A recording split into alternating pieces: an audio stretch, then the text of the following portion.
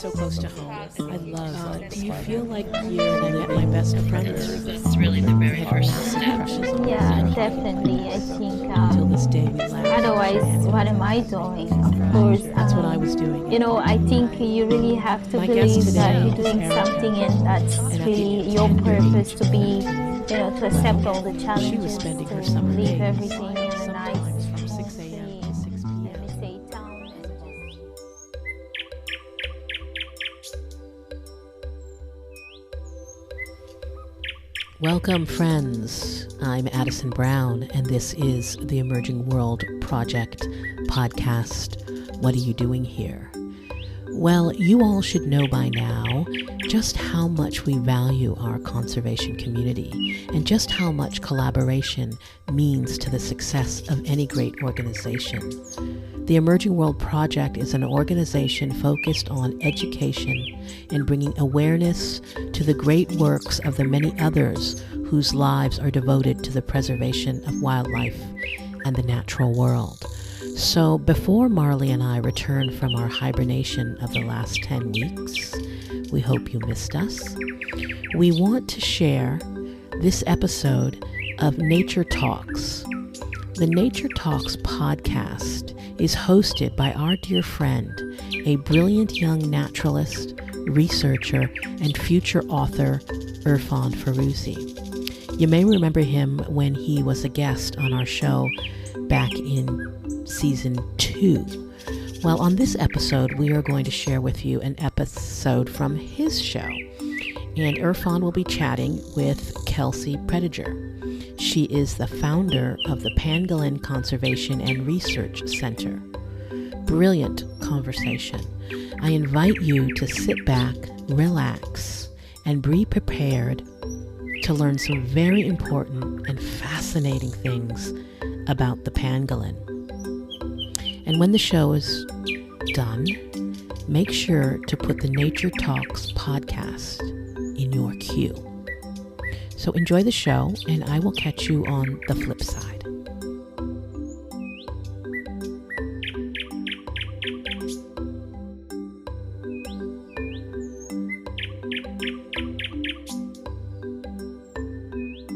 We are speaking about the world's most trafficked animal, pangolins. So here with me is Kelsey from Pangolin Conservation Research Center. Is that true? Did I say it right? Pangolin Conservation and Research Foundation.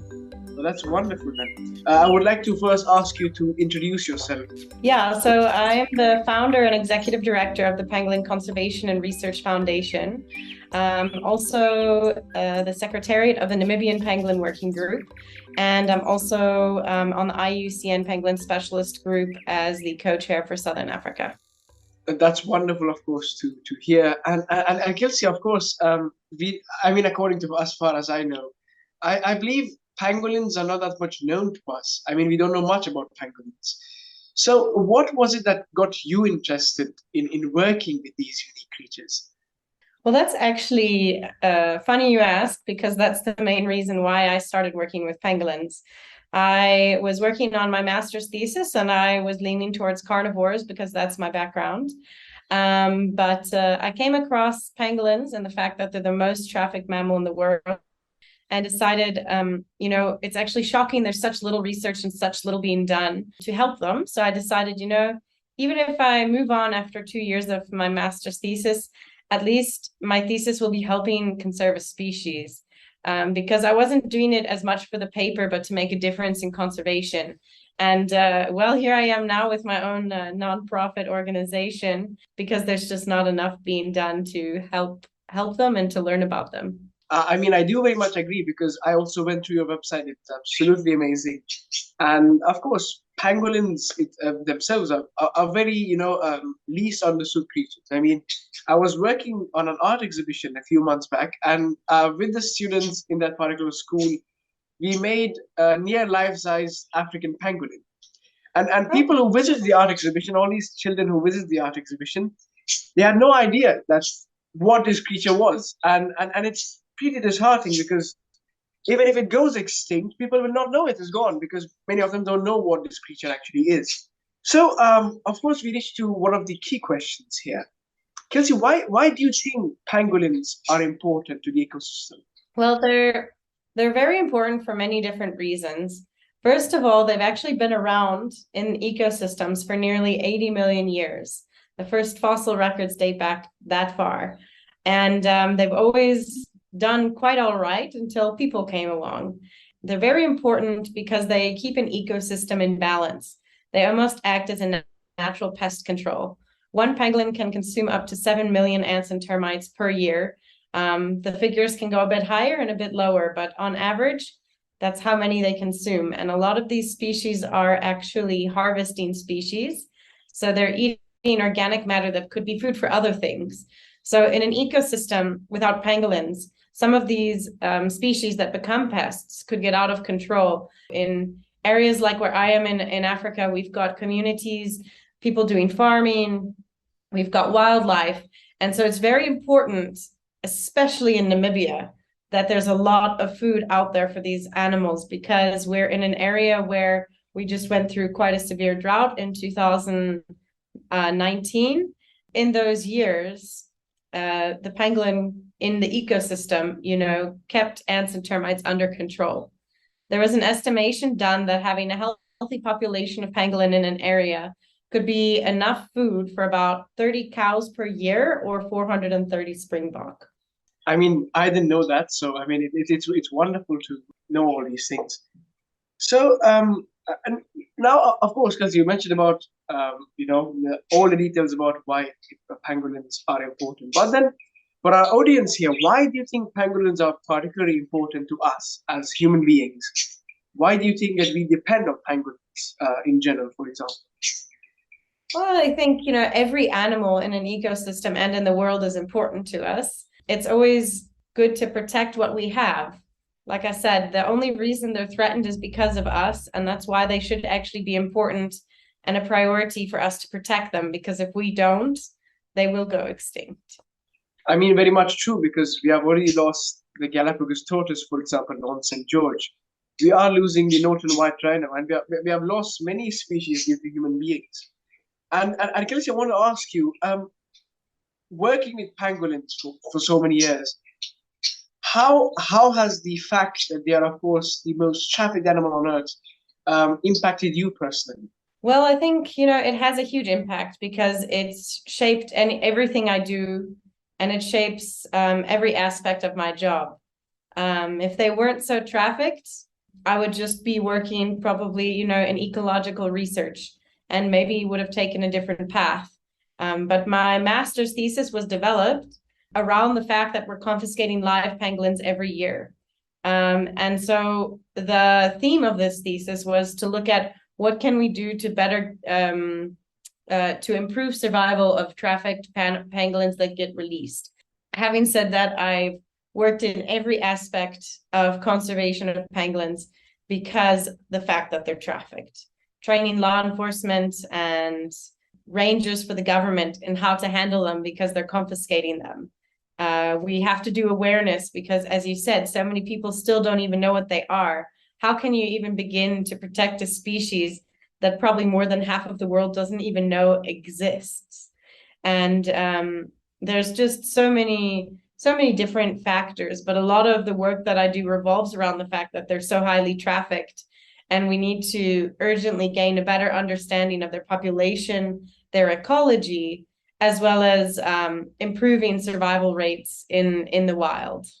Now, Kelsey, of course, you mentioned about your work and your organization. I was going to ask you, well, how does it work? For example, if you want to conserve a pangolin, do you have a let's say a conservation area, or do you go to the wildlife trafficking centers or the poachers and get those live pangolins and rehabilitate them, for example? Yeah, that's a good question. I do a lot of different things. So one aspect is working with the live confiscated pangolins in collaboration with the local government and police and other stakeholders. And after that pangolin is confiscated, it needs to be seen by a veterinarian, rehabilitated, and released. And so after the animal has been rehabilitated, we release it with satellite and VHF transmitters to watch its movement and understand the survival. And if there's any issues, we can intervene. those animals get released into national parks as well as private land of any kind, nature reserves, farms. A big problem across southern Africa is actually livestock farming, small livestock farming with electrical fencing, as well as high value game farming with electrical fencing. It kills an alarming number of pangolins every year. It's believed in South Africa, the electric fencing is killing more pangolins per year than poaching. And so outside of that project that I do with the post-release monitoring, I work in communities where pangolins exist. And so I employ pangolin rangers to offer sustainable livelihoods for these rangers. And they also act as kind of like a research assistant. So they collect data on the animals, they monitor them, but they're also protecting them. So that's kind of to give you an idea. We work in any kind of area where there are pangolin existing.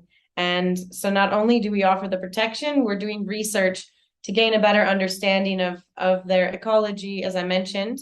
We also look at genetics and population density and things like that. And everything we do research-wise is for the bigger picture of being able to make guidelines and inform decisions.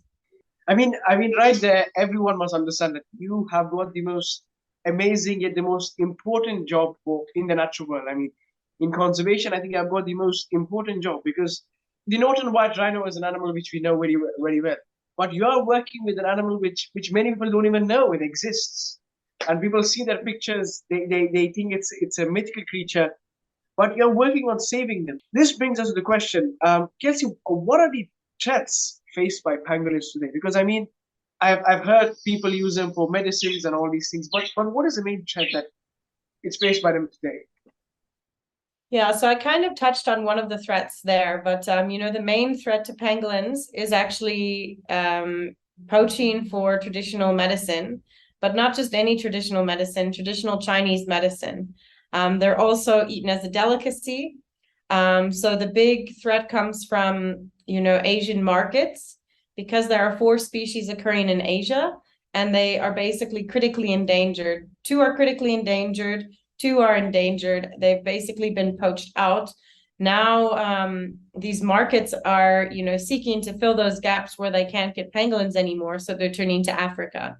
In Africa, traditionally, they've also been used in medicine for spiritual beliefs. In Namibia, we've got a huge number of tribes. They all have a different belief. Some protect them, some don't. But it's never been a threat to where we were worried about populations decreasing. But now there's this international market and trade. That's the #1 threat.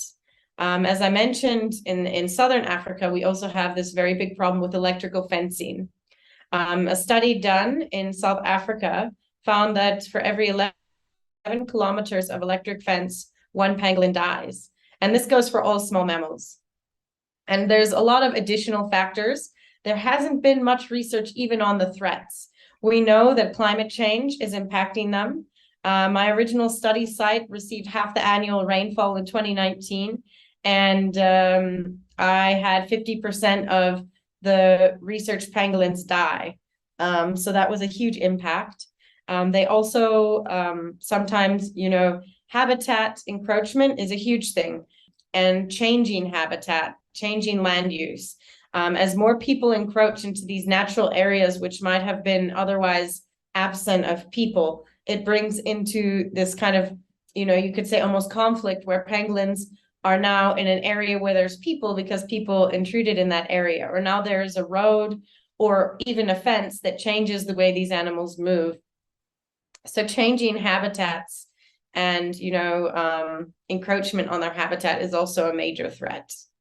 I mean, yeah, sadly, we don't know much about the pangolins, but we know that due to our actions, they're going on a very fast decline, and so is the whole of the natural world. So Kelsey, of every animal on Earth, every single creature on Earth, there is some misconceptions. So what is one misconception you have seen or misconception that you have heard of about pangolins? Well, I think the biggest misconception in general is when people are believing that it can be used for medicine or any sort of spiritual belief. Their scales are made out of keratin, just like our fingernails. There is no medicinal value to that. You might as well chew your nails off than kill a pangolin. And I would say, in my opinion, that's the biggest misconception that is out there. And it goes for all of the illegal wildlife trade, in believing that these animal parts have some, actual merit and value in medicine. Of course, very much, because like there are pictures online that show this whole stack of pangolins without their scales. So is it only the scales that are used, or are other parts of the pangolin used as well? It depends where you are, but generally, even in Asia, they will use different parts for different things. As I mentioned, their meat in Asia is eaten as a delicacy, and there's different things, like a fetus is considered to have different healing properties than the scales. Same with the tongue and the claws. So every piece of the pangolin almost basically could have some sort of use. There's even evidence that people believe the blood has a special value. The list goes on.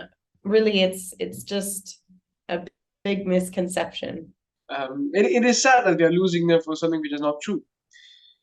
And now we get to the one of the most fun questions. Kelsey, of course, you have been working with pangolins. So one part of the question is, do you always wanted to become a pangolin expert, or not? And the second part of the question is, what is some fun experience you had with pangolins? I didn't always want to work with pangolins, as I mentioned before. I knew that I always wanted to do something where I could make a difference for animals and wildlife.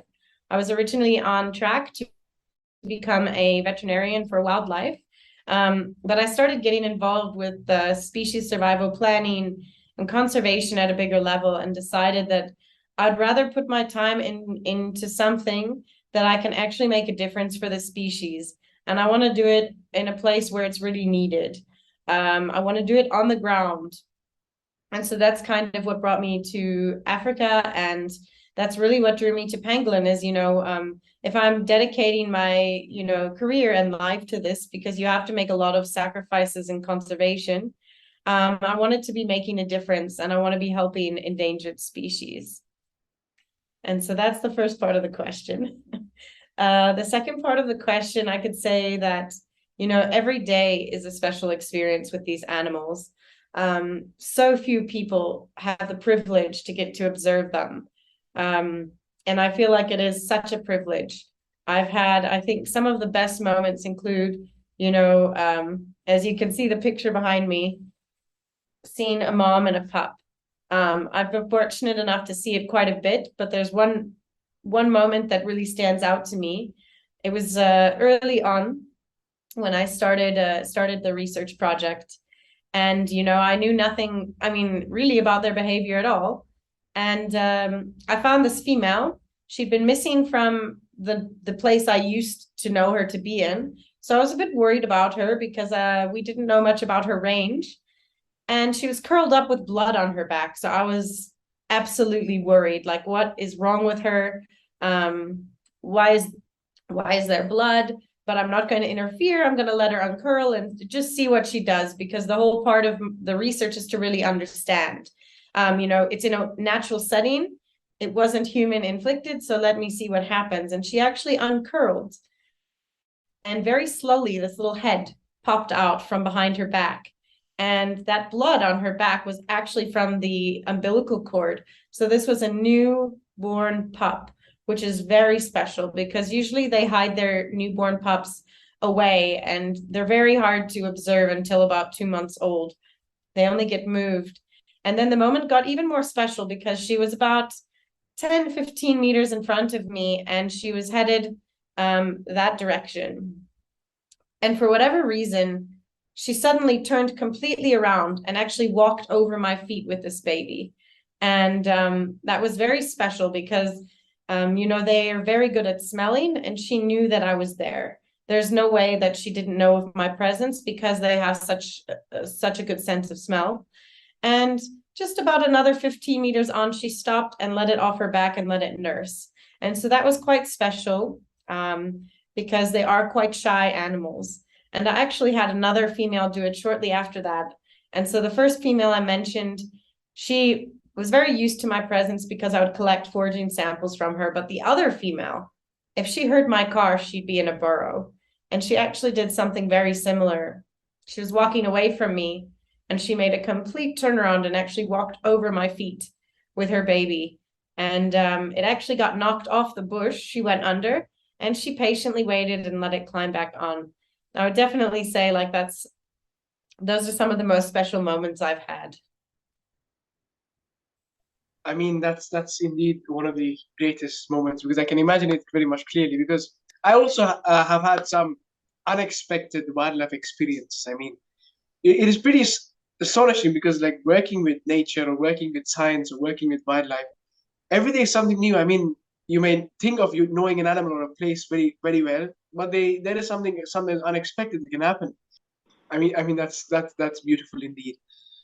So Kelsey, in the wild, apart from human beings, how is, let's say, pangolins' behavior? Do they have predators? Are they strong animals? Can they defend themselves or not? Yeah, so they do have some natural predators, but they are so strong that they very often they can survive an attempt. So a fully grown, healthy adult can lock into such a tight ball that not even like a lion or hyena can do anything to it. And there are videos out there from people on safari where lions have played with a pangolin for about 10 hours and they just give up. Usually they give up much sooner. Having said that, they can still predate them, but most predators get bored. I've seen every once in a while a scale get ripped off, but they actually have very, very sharp claws, like razor blades. So when that predator is doing that, they actually can thrash their body and they can like slice open the nose of that predator. And so they actually can be quite defensive. But having said that, the young are quite vulnerable until after, maybe a year and a half or so, they can be quite vulnerable because their scales are still developing. They're still small. They've also been seen to be predated by crocodiles. But like I said, generally speaking, they survive quite well as a healthy adult. We are the main threat and we are the main reason for their decline. I mean, that's true and sad. I mean, the natural world has been lost drastically over the many years of our existence on Earth. And I mean, each and every single one of us, when considered saving these creatures, has got an impact to make. No matter if I live in UAE or different parts of the world, we all, have our impact on all these animals. So Kelsey, one of our most important part of the podcast is when we ask our guest speakers to put their expertise into practice on what they think is the best possible way, is the best possible, let's say, ways that individuals such as myself or younger people can engage in saving pangolins.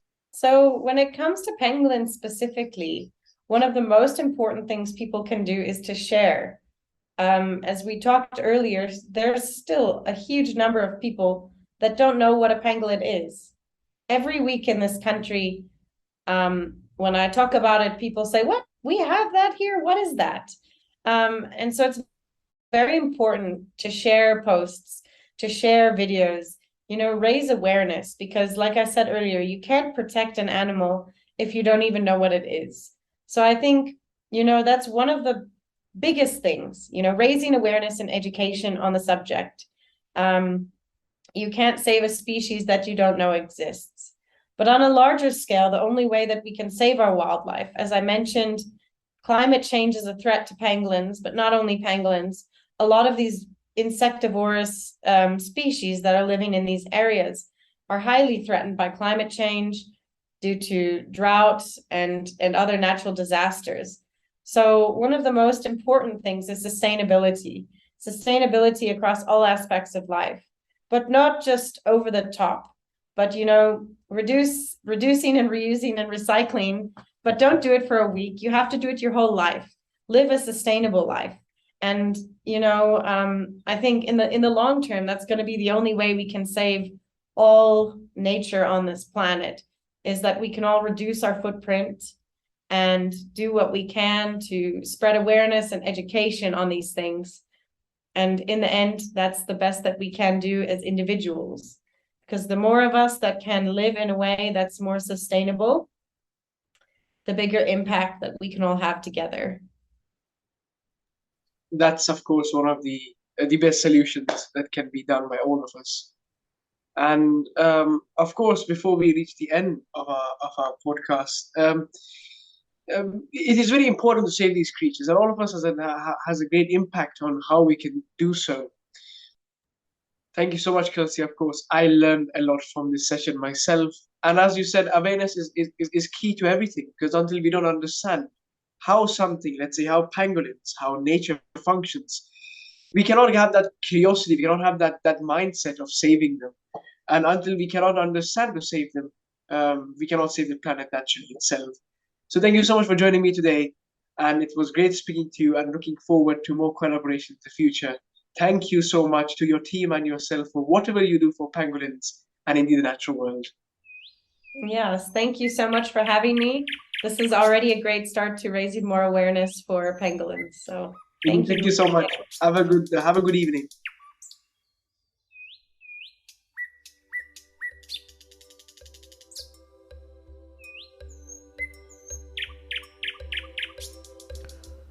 All right, that is going to do it for us. The Pangolin Conservation and Research Foundation is working to ensure a sustainable future for the pangolin through conservation, research, collaboration, education, awareness, and community engagement in Southern Africa. Please take a moment to visit their website at pangolincrf.org. Thank you for stopping by. You can help us spread the word about What Are You Doing Here by sharing this episode or leaving a review in your favorite podcast app. Reviews help potential listeners see that our show is worth their time, and every single one makes a difference. For a deeper look at what the Emerging World Project is up to, head on over to emergingworldproject.org. The Emerging World Project studios are on Tongva land.